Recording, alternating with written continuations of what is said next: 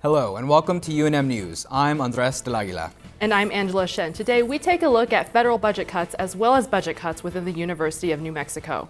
Also, what is UNM doing to prevent sexual assaults? And are we a step closer to an HIV-free generation? We'll also touch on all aspects of health today, including physical and mental. All this coming up and more on UNM News.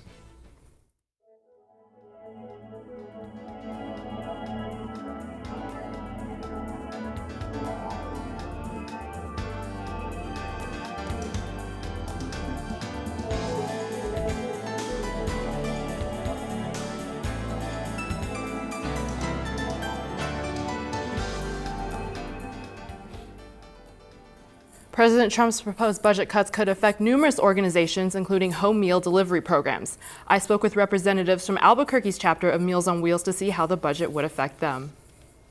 When Meals on Wheels customers heard that President Trump's proposed budget included cuts to the meal delivery program, they were extremely worried. Some of them called up crying, saying, "You're not going to stop my meal supply, are you?" And we said, "Absolutely not." Albuquerque's chapter of Meals on Wheels does not receive any federal funding, only grants and donations. However, the city's home meal delivery program would be greatly affected. We're looking at a potential influx to our program of about 200 to 300 clients who have been removed from the city program. If that's the case, that would be an additional $500,000. The chapter already has about 100 people on its wait list.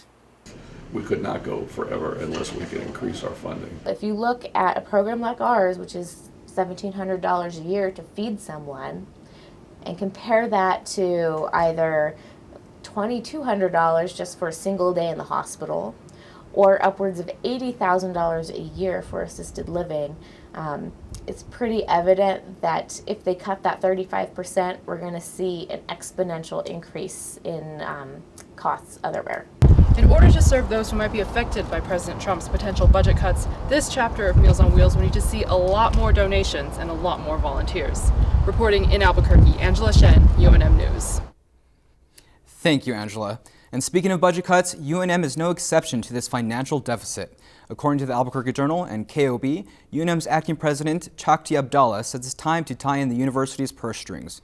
Abdallah spoke at a campus meeting and told visitors that since the state funding has declined, along with enrollment at the university, UNM has to start saving its money.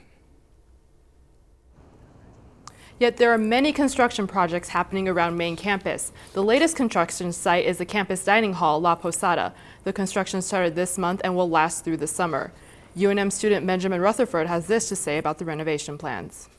Facility hopefully will improve the food, but I haven't heard much about it. The renovation plans call for a new entrance to the south side of the building, a new chef renovation station, and a new dessert station. While the university receives new renovations, there may be a revolutionary step being made in medicine. According to the Center for Disease Control, over 36 million people across the world are suffering from HIV. And a new drug that combats the virus has hit the market, and its effects are pretty amazing. I took a closer look. Here's the story. This is Truvada.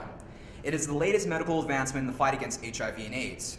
Its effect? Reduce the chance of a person being infected by the disease by 99% if taken every day. We're here at the Student Health and Counseling Center UNM to understand the impact of what they say is a revolutionary drug. Truvada has been a game changer. A game changer in the fight against HIV and AIDS, says Executive Director Dr. James Wilterding. Truvada, also known as PrEP, is a combination of two drugs that act as a bulwark against the disease. It prevents HIV from fusing with a person's DNA so it never has the chance to replicate. UNM's Division of Infectious Diseases trains SHAC providers to prescribe and monitor Truvada. If anybody has more than one monogamous partner, they could potentially be at risk for HIV. And so it's a good idea to come in and talk about what your risk factors are and have an evaluation. Wilterding says the message of lowering STDs and practicing safer sex has been largely forgotten by a younger generation unaware of the virus's deadly history. Initially, it was a death sentence. HIV unknowingly spread and replicated in the bloodstream of millions, bombarding their immune system and ultimately progressing to AIDS. According to the World Health Organization, HIV and AIDS claimed over 35 million lives since the start of the epidemic in the 1980s, and the population impacted the most, gay men. As for a cure, I'm cautiously optimistic. Truvada, however, is a step closer to an HIV-free generation. This is Andres del Aguila reporting for UNM News. Thank you, Andres, for the insight. The University of New Mexico is taking steps towards sexual assault prevention. UNM is now providing a mandatory sexual misconduct prevention training to all undergraduate and graduate students. This complies with the 2016 Department of Justice agreement. UNM students are being required to complete this training if they are enrolled in more than 6 credit hours and are not graduating in spring 2017. The Gray Area Training is a 90-minute class designed to create a campus environment that does not tolerate any form of sexual harassment or misconduct. For more information about the Gray Area Training, you can visit loborespect.unm.edu. Taking action comes in many forms, and the People, Power, and Democracy Project brings action to the community. The project hosted a community forum on April 4th to encourage a community discussion about state issues, partly so local media can be better informed. The event was called How Would You Improve State Government? And asked participants to brainstorm what makes you mad. And the proposed solution, one community member and local activist, Janice Arnold-Jones, made a plea for voters to demand more from candidates during their campaigns. When you are looking at new electeds, people who are asking for your vote, I hope that you are asking them, how do you see this state?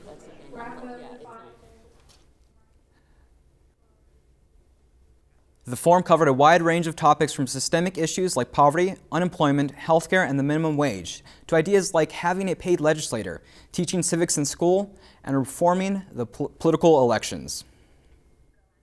Thank you, Andres. The 10th Circuit Court of Appeals sided with UNM after a student sued the university for allegedly taking away her freedom of speech. In 2013, student Monica Pompeo said her First Amendment right was violated after her professor refused to grade her essay unless she changed the wording. The essay was an analysis on Desert Hearts, a film about same-sex romance. The University of New Mexico welcomed New York Times writer Scott Shane to talk to students about the importance of journalism. Shane reports about the U.S. intelligence community and is famously known for his story on WikiLeaks, the organization that publishes secret information and classified documents. Shane also talked about the confrontation between the mainstream media and President Trump and how that affects the way people are receiving their news. An ongoing display since March is hoping to give voices to the mentally ill.